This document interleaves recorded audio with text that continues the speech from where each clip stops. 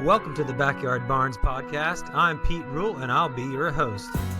On this show, we talk to people about their backyard ice rinks and all the stories that go along with them. Welcome to the Backyard Barns podcast. I'm Pete and I'll be your host for this show. In this show, we talk to people from all over about their backyard ice rinks. I was first introduced to backyard ice rinks about 6 years ago here in town where I live in central Pennsylvania. My friend Ben had started building his rink, and he started inviting people over to play some pickup pond hockey games. A couple years after my first experience, my wife and I decided that it'd be awesome to do it in our own backyard, and we don't regret it. I'm on my 4th year building an ice rink, and it's been an amazing experience with my kids, my friends, and my family. The first person I'd like to talk to on this podcast is actually Ben, the person who got me into this hobby, who I greatly appreciate for doing so. All right, guys, I have with me here Ben from central Pennsylvania. Ben, how are you today? I'm good. How you doing, Pete? I'm doing well, thanks. I told everybody in the intro that you're the reason I got into this whole thing, so I thought it would be best that you're the first person I talk to in this podcast. Well, that's pretty cool. I'm glad to see that other people are following suit because it does help to have more than one rink in our small area. Absolutely, considering this isn't necessarily a huge hockey area to begin with, so. No, it's not. So anyway, Ben, tell me a little bit about, there's a Lumber Beast sign behind you there. What's that about? Yeah, that just kind of came about in just in my own head, I guess, my own thoughts when we were trying to get a team together to play in that pond hockey tournament a few years back. I said, well, hey, we're all kind of local. We're all from the same area. How can I take the history from our area, combine it with some things that we're known for, and kind of make like a team or like a club name out of it? For those people that are watching, we're from central Pennsylvania. The lumber boom was here, over a century ago. So we're known for that. A lot of our local sports teams have that lumber kind of genre in their name. And then I just went kind of with the Sasquatch, because why not? Absolutely. as a mascot, for the people that have seen Sasquatch in PA here. For sure. And then I don't know if they can actually see the top part where it says Lawisaquick, but that's basically like the Native American name of Loyalsock, the town that we live in. So I went with just the Native American, I guess, translation of our current town name. That's awesome. And I remember when you first brought that to our attention, it was pretty cool. We were all pretty impressed with your research and all that. So I know I've been happy to wear that jersey a few tournaments now. So I'm excited to hopefully in the future have the opportunity to wear it again. So thanks for sharing that part with us there, Ben. Well, I think what we'll do now is we'll get set up here and we'll get looking at your rink if that's cool with you. All right. As you all know, we're talking to Ben from Pennsylvania. Part of the Backyard Barns podcast, and we're going to take a look at a series of the photos of his rink. Now, I believe a lot of these photos are from different years, as we'll see some different progressions of things and different differences around the framing, but you can tell us all about those as we get there. So show me what we're looking at here, Ben. This is kind of one of the most recent pictures. As you alluded to, yeah, the rink is kind of shaped itself in new ways over the years. Last year, I basically put in 4x4 posts just to use as an outline of the rink, but then it just makes it so easy just to frame everything too. I can attach my boards to those posts. The posts themselves are not concreted in the ground, but what is concreted in the ground are like vinyl post sleeves. Okay. They're like 2 foot. They're cut in like 2 foot sections. So the sleeve is in the ground, cemented in, and then those posts, if I need to, they can come out of the ground. Wow. I can mow over them if I need to, like in the warmer months. This year I just kind of let it up because I just kind of wanted everything to just kind of sit. But majority of the boards and those posts stayed up, since last year, just because I don't really utilize my backyard for a whole lot as of yet, so. Sure. But it's that's kind of how that's kind of like the newest look of the rink, obviously without the liner and any water in there. So Right. Well, just looking at this picture, Ben, how big is your rink currently? approximately I think it's about 39 feet wide, and I was pushing about 40 somewhere 44 feet long, I think. It's grown a few feet over the years each way, but we can get into that a little later. So, Sure. Yeah. Here you can see the side that kind of, you can see those, looks like metal plates connecting the seams together there hmm that you have. And then there's just a side angle of the same photo we kind of just looked at. And then we're coming up here. Nice long shot. Got a full size goal there. Where'd you acquire that from? honestly think it was like once I started doing the rink, I think one of my wife's relatives like bought it for me for Christmas. It's Nice. just like a Christmas. They're like, "Hey, what's something you could use for your rink?" And I'm like, "You know what? Like, let's just get a full size goal just so the kids can go out and shoot on it if they want." Yeah. Yeah. Why not? That sounds So, exciting. It's also nice to yeah. see in this photo too, Ben. Yeah, your back porch is right off the rink. Makes it really easy for anyone who wants to sit and watch, or just kind of like a bench area for anybody playing. Here's your liner. If you don't mind, can you tell us about your liner? Maybe where you got it from. I know it's pretty straightforward as far as a liner, but how'd you attach it to your boards and so forth? So the liner actually, I've used like official like liners before, but I've noticed the cost increase over the past few years. So the last 2 years, I actually went and bought, I think it's called like silage tarp from Okay, like a farm store here, about 25 minutes down the road.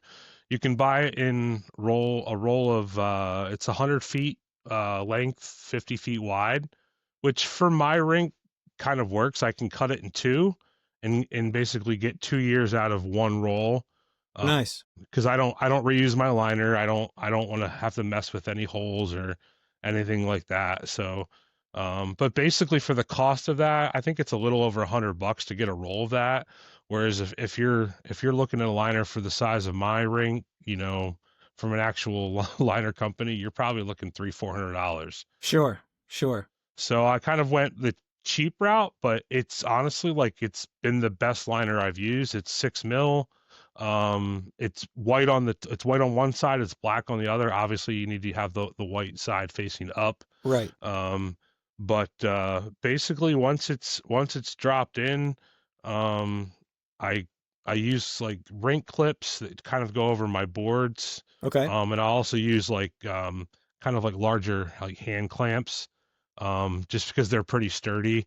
Just until at least until the water's in there, and I can adjust the liner a little bit as I need to. And once it obviously freezes over, you can kind of get away with using the clamps if you cut your liner back. You don't Sure. want it blowing. You don't want it blowing any excess blowing into the rink, but Right. um, but yeah, that's kind of what I use. It's pretty simple actually. Roughly how long does it take for you to fill your rink there, Ben?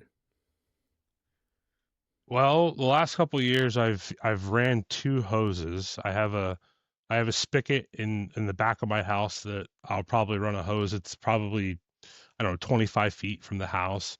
And then I actually run a hose from my driveway out front. I kind of like I hang the hose up over the garage door so we're not Nice. running over it. And Nice. then I run it down along the house, along the walkway.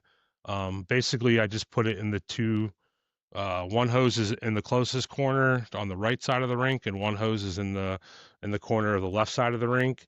The state of fill, can't say I've actually like ever calculated the exact time, but I think I can typically get it done within about a day, about Nice. 24 hours running two hoses. Sometimes I've had some rain, some Mother Nature help sometimes, so that's kind of hard to calculate how much time it actually takes without any help from Mother Nature. Sure. But yeah, I would say about 24-hour period I can get it to where I need it. Okay, it looks like now we got a frozen rink with the clamps on the sides there. Looks like there's a rubber mat in the foreground here. Is that your entryway to the ice? It is, and that you can tell that's an old picture because the posts aren't up. Right, right, But yeah. Still the same size, but just the older way that I used to do it. Yeah. Right. Nice. So, but that is the entryway. That mat pretty much lines up with the back door to my house. Okay. And I run some mats along the well, it used to be a brick patio. You haven't seen it yet, but that was one of the add-ons kind of this year was we have a concrete slab back there now. So Nice. nice and even, easy to put mats down, but basically runs right from my back door, from the mudroom in my house to the back door, right to the rink. Super convenient. And I've been in that back room. It's nice and warm when it's really cold out. Yep, that's our So we, that's our viewing room, yeah. our warming room, our hot chocolate room for the Yeah. kids. Yeah, even the kids will jump into the living room sometimes just to go in and watch a movie or something while they're, Yeah. waiting to get back on the ice. So, Yeah, I know my first year over there with our kids, I don't know how many pairs of skates you had in that room for the kids, but it was pretty awesome. Obviously want to keep it smooth. So how do you go about smoothing your ice? well, you hope that Mother Nature takes care of it itself. Getting some sun on it after a good skate. If you're doing like a night skate and the next day if you get a little sun on it, it actually doesn't hurt really. If it warms up a little bit, it kind of evens things out. But majority of the time you got to kind of go on yourself. Sometimes I can just do a nice shovel, get it cleaned off after a skate, and just use the hose and get a fresh layer of water on there. Other times I'll break the hand bony out, what I call it. Basically just a PVC shaped Zamboni device.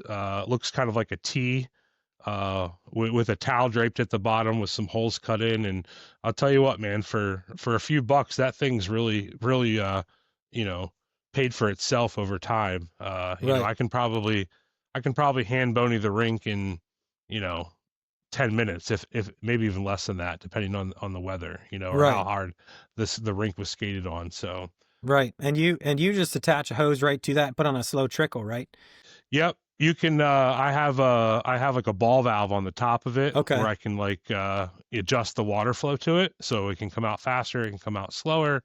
But yes, there's a quick connect on there that I put on the one end of the hose, and then the other quick connect part goes on the end of the hand bony, and it pops right on and off. It's pretty simple.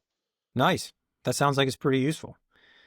All right, here's a nice night shot. This is probably my favorite picture you sent me just because of the aesthetic value of it with the lights on.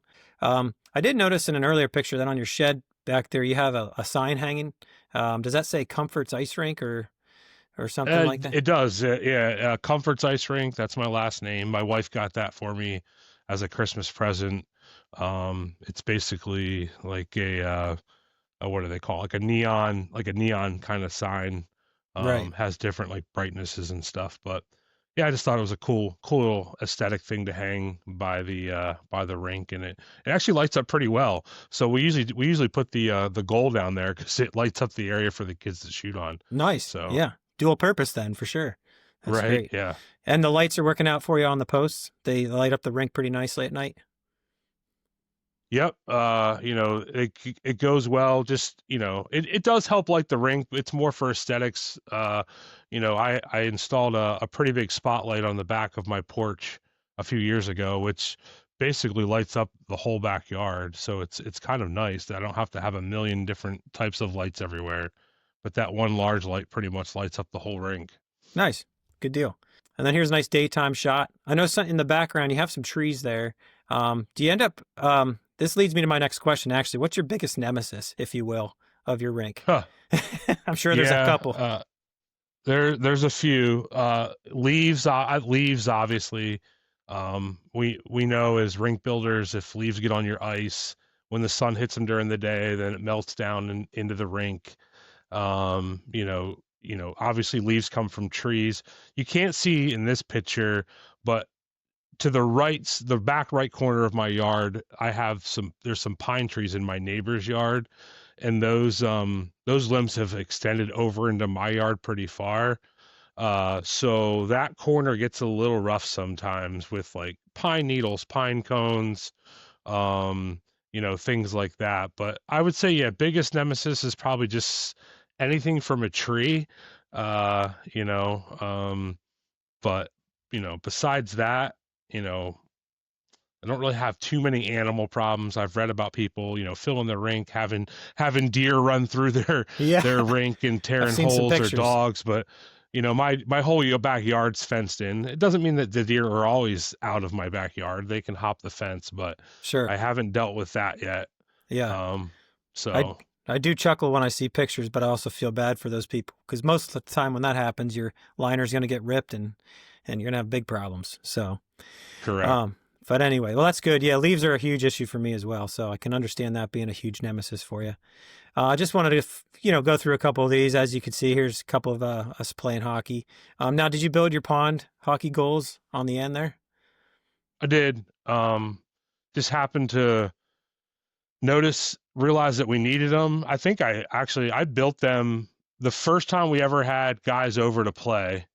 Our 3-on-3 games that we do. I build in the morning of. I Nice. looked up instructions on the internet. They weren't hard. I usually have a bunch of like extra lumber around the house, and just kind of cut them to size, screwed them in, and they've lasted pretty well for the last few years. So Here's another one of us playing some hockey. Now, it looks like a big crack down the middle. I remember that one, and that happens to mine sometimes. Um, hmm looks like sometimes we can skate right over it. Sometimes we got to deal with it. I think that crack was 2 years ago. Okay. Um, and I think I have an idea of why that crack came about. Um, this is obviously before the 4x4 post got put in. Okay. And due to, my backyard's pretty level, but I have a low end, and to try to keep the boards even, along the top, there was a gap in the back corner that I had to fill with some things. Okay. And I think maybe just to where, because that crack runs all the way to that back corner, kind of. I think it had something to do with just maybe me not filling the space in that back corner correctly, Okay. and the ice was able to give a little bit there, and it doesn't take much. And then once you get a crack going and you Yeah. get, a bunch of guys skating on it, it can kind of let go. Now, it didn't make it unplayable, but we knew it was there, Right.